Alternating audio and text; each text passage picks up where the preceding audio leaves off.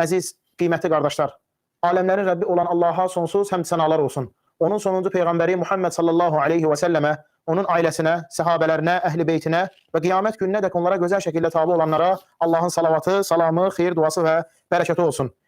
Qiymətli qardaşlar, Allah subhanahu və teala'nın insana, onun yaradılışına yerləşmiş olduğu ən mühüm xüsusiyyətlərindən biri də vətənə qarşı olan sevgisidir. Allah subhanahu və teala insanı yaradan zaman onun qəlbində, onun daxilində doğma yerinə, məmləkətinə, elinə, obasına, yurduna, vətəninə qarşı sevgi yerləşdirmişdir. Həqiqətən də bu sevgi uca Allahın insanın fitrətinə, onun yaradılışına qoymuş olduğu sevgidir. Bu sevgi ilə insan doğulub dünyaya gəldiyi, tərbiyə, təhsil aldığı, nemətlər bəxş olunduğu vətəninə qarşı sevgisi, məhəbbəti olur.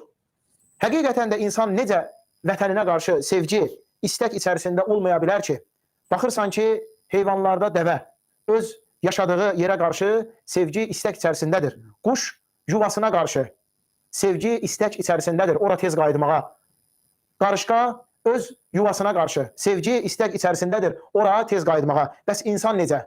Vətəninə qarşı sevgi, istək içərisində necə olmaya bilər? Ona görə də alimlər deyirlər ki, insanın vətənini sevməsi, vətəninə qarşı hörmətinin, məhəbbətinin, istəyinin olması onun fitrətinin, yaradılışının sağlam, salamat olmasından xəbər verir. İmanının, Allaha olan imanının, etiqadının olmasından xəbər verir. Bir insan vətənini sevmirsə, ona qarşı məhəbbəti yoxdursa, xəyanət edib vətəninə arxa olursa, bu da onda olan insani keyfiyyətlərin, xüsusiyyətlərin zəif olmasından, eləcə də imanının zəif və ya heç olmamasından xəbər verir.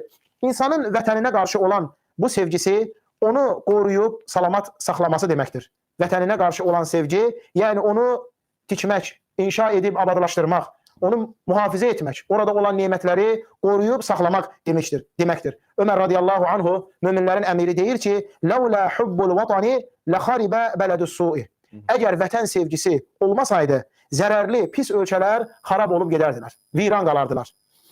Zərərli, pis ölkələrin xarab olmamalarının, rahatlıq içərisində olmalarının səbəbi də oranın cəmaatının o vətənlər, öz ölkələrinə qarşı olan sevgisidir. Həmçinin deyilir ki, "Bihubbil avtani umratul buldan."